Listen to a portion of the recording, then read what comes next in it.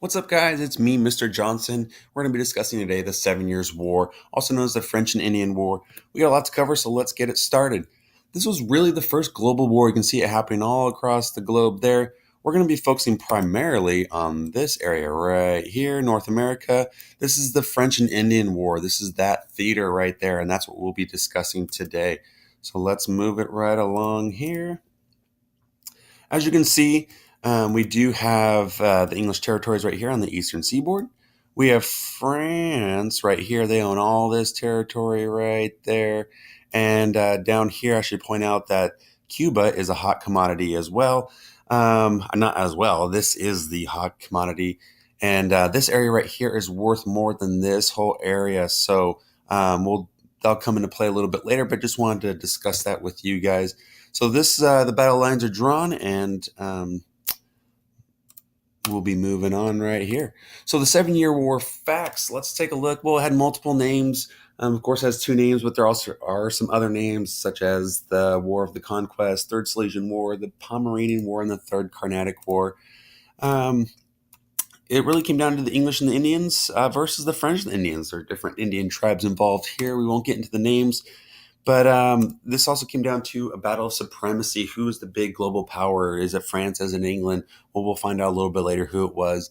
And some of you may notice, whoa, wait a second, this is 9 years, not 7 years. Well, the global war lasted 9 years, but it was when the English actually declared war against France that's when they started the time period. So 1756 to 1763 for the French and Indian War.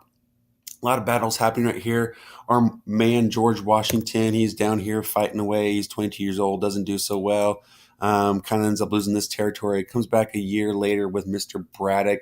Hey, I'm going to help you, dude. They go in there, they lose that battle as well. Braddock dies. It's terrible. But they do make some headway later on, and up here in Acadia, they end up booting out the Acadians. Get out of here, go down to Louisiana.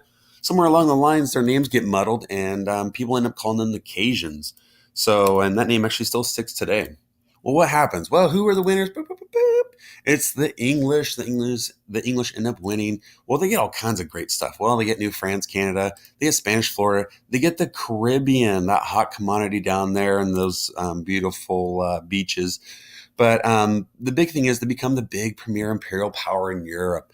So they end up, being first place. We're number one, and France ends up like, oh, we're going to take second place.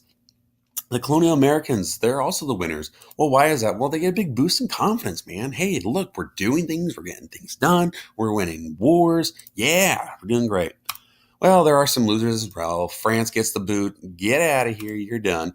Native Americans, they're the biggest losers. They lose more than anyone in this. They get treated unfairly by the British. They lose territories. And then eventually the Proclamation of 1763 is signed saying, hey, guys, we're going to let you have everything west of the Appalachians. We keep everything east of the Appalachians. Well, that's not true. And what ends up happening is they get disrespected. We end up taking lots of their territory. And that's a whole nother lesson. We'll get into that another time. Another thing that ends up happening is England taxes the colonists to death. They're like, hey, man, we helped you guys win this war. Well, you guys are going to help pay for it. So we're going to tax you like crazy.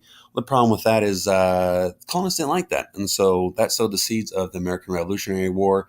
And that, again, is a whole nother topic. What's the end result? Well, let's take a look here. So this is the map that I showed you earlier, just in different colors.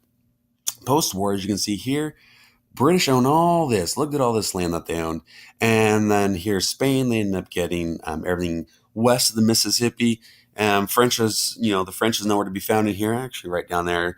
And then the Indians, unfortunately, you don't see them anywhere on here. Well, that's because they weren't respected, and we basically just came in and stole our land. That is another lesson as well. But I hope you guys learned something good today, and thanks for watching.